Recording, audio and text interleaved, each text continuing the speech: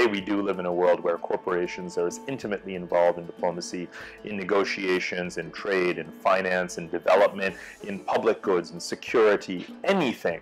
Companies and NGOs are as involved as most governments in the world are. Whenever someone who has the resources and the will, Bill Gates, to take a perfect example, insinuate themselves in something that you think of as a government issue, they have become diplomatic participants, right? So the notion that diplomacy is something that just states to is a anachronistic and completely academic and false understanding. Well, before we had modern nation states, we still had diplomacy. So ergo, it's not just a governmental thing. And that was an age in which family businesses, corporations, mercenary armies, the Roman Catholic Church, all of these groups were very involved in diplomacy. And the principal actors and units were, of course, cities. The same is very much true today. We actually live in a world of very large empires. We think of the world as being fragmented and diffused, but the North American bloc, anchored by the United States, the European Union, and within that the Eurozone, and Asia, of course, China-centric Asia. These are the three principal imperial zones and blocks of the world. But we also have dozens of extremely important cities, right, that are forging their own diplomatic connections, trade and investment relationships,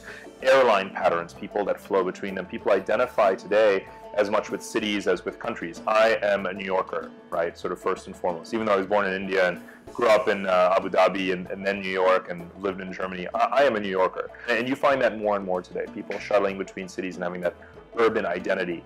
So I think there are a lot of parallels. The analogy that I also like to use within the Middle Ages is of the Medici family.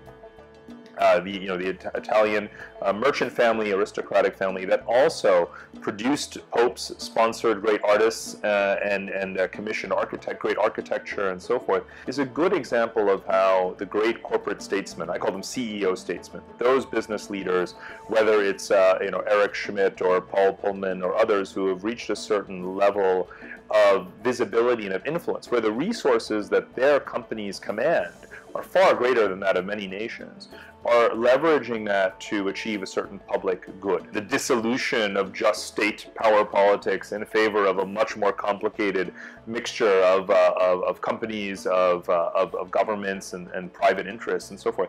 That makes this world quite medieval.